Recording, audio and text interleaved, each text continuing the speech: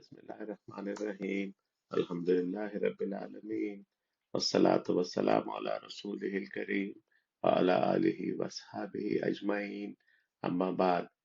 This is part one of English translation of the talk Marriage and Fear of Allah by Mufti Taqi Usmani Damat Barakatuhum. Nikah is a social contract between two people in which one person can make a proposal and the other one makes a proposal, the other one has to agree to that proposal.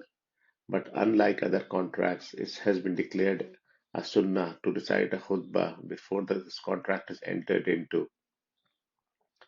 This is because there are two facets of nikah. The first is that of a social contract, and the second is that of an ibadat, an act of worship.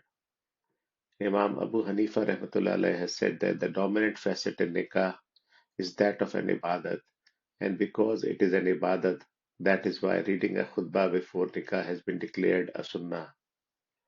There are three specific verses of the Holy Quran reciting which is a nikah for the khutbah of nikah, reciting which is a sunnah for the khutbah of nikah, even though nikah is not directly mentioned in any of these verses. And there are other verses of the Holy Quran in which nikah has been mentioned. Hazrat Mufti Muhammad Shafi Rahmatullah alayhi used to say that it's worth thinking about why the Holy Prophet Sallallahu Alaihi Wasallam chose these three verses to recite in the khutbah of nikah. The first verse that is recited in the khutbah of nikah is the first verse of Surah An-Nisa. O men, fear your Lord who created you from a single soul, and from it created its match, and spread many men and women from the two. Fear Allah in whose name you ask each other for your rights, and fear the violation of the rights of the womb relations. Surely Allah is watchful over you. Surah 4, verse 1. In the second part of the verse, Allah Ta'ala is reminding us that when you ask others to give you your rights in Allah's name, fear the same Allah so that you are not being unjust when you have to give them their rights, which are owed towards you. And then Allah Ta'ala says that be mindful of the rights of your relatives, lest you violate them, and be mindful that Allah Ta'ala is watching you and knows everything you do. The second verse that is recited in the Khutbah of Nikah is a verse from Surah Al Imran. O you who believe, fear Allah as He should be feared, and let not yourself die save as Muslims. Surah 3, verse 102. It means that we should spend our whole lives obeying Allah Ta'ala, so that if death comes at any time, it finds us as whole Allah Ta'ala's obedient servants. The next two verses are from Surah Al-Ahzab. O you who believe, fear Allah and speak in straightforward words. If you do so, Allah Ta'ala will correct your deeds for your benefit and forgive your sins for you. Whoever obeys Allah and His Messenger achieves a great success. Surah 33, verses 70 and 71. The Holy Prophet Sallallahu Alaihi Wasallam used to recite these verses in the Khutbah of Nikah. It's important to consider why he recited these specific verses before Nikah. While none of these verses mention Nikah, and there are other verses of the Holy Quran which do mention Nikah, what is common in these verses is that all these verses begin with a command to adopt taqwa. Taqwa means fear of Allah. Many people think that marriage is just a social contract. It has nothing to do with deen, that is our religion, and are ignorant or negligent of Sharia's laws pertaining to nikah. They completely ignore Sharia's commandments before nikah, at the time of nikah, or after nikah. That's why we are being commanded to fear Allah, as a married life cannot be happy until both spouses fear Allah. It is only a fear of Allah which makes people fulfill each other's rights completely. In a hadith, the Holy Prophet ﷺ said, the nikah with greatest barakat, that is blessing, is the one which has been conducted with greatest ease and simplicity. But today we have made nikah as complicated and difficult as Sharia had made it simple.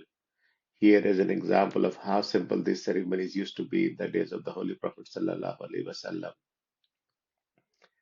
Hazrat Abdul Rahman ibn Auf radiallahu anhu is one of those 10 blessed Sahaba, that is the holy companions, about whom the Holy Prophet sallallahu alaihi wasallam had declared in his life that they will go to Jannat.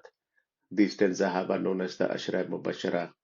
It is narrated in a hadith that one day when he presented before the Holy Prophet sallallahu alaihi wasallam, there was a yellow mark on his shirt.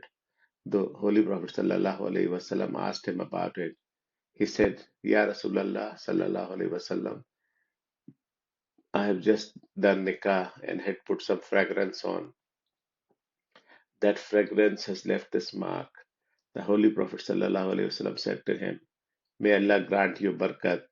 Do a walima even if it's just by slaughtering a goat. Hazrat Abdurrahman ibn Auf radiallahu anhu was one of the migrant Sahaba, the Muhajirin, and he was a distant relative of the Holy Prophet sallallahu alaihi wasallam as well. Yet he did not invite the Holy Prophet sallallahu alaihi wasallam to his nikah and hadn't even told him about it.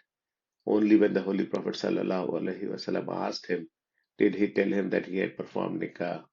On the other hand, the Holy Prophet sallallahu alaihi wasallam did not complain why he hadn't invited him to his nikah and rather prayed for him to be blessed. Nikah was conducted with such simplicity in those days that it did not occur to Hazrat Abdurrahman ibn Auf radiallahu anhu to invite the Holy Prophet sallallahu alaihi wasallam to his nikah. Today, if someone does not invite even casual acquaintances to their marriage, they start complaining about not being invited. But the Holy Prophet sallallahu alaihi wasallam did not make any such complaint. It is evident from the whole life of the Holy Prophet sallallahu alaihi wasallam that nikah was conducted with extreme simplicity, and later on the Sahaba carried on with the same practice. It's not haram to invite one's near and dear ones to nikah. When Hazrat Fatima radiallahu anha's nikah was being conducted, the Holy Prophet sallallahu alaihi wasallam invited Hazrat Abu Bakr radiallahu anhu and Hazrat Umar radiallahu anhu to it, but making it so complex that every known acquaintance has to be invited, and if they are not invited, they start complaining, and a whole set of rituals and ceremonies has to be performed before the nikah can be conducted. This is not in the spirit of Sharia. Today, because nikah has been made so difficult, it is diverting people towards haram activities. If a person wants to get married, or a parent wants to get their son or daughter married, they need large sums of money before they can do so, and yet ways of haram are becoming easier and easier. This is leading to a lot of moral issues in our society. This is end of part one of the talk, Marriage and Fear of Allah. Wa akhiru dawana anil hamdulillahi rabbil alameen.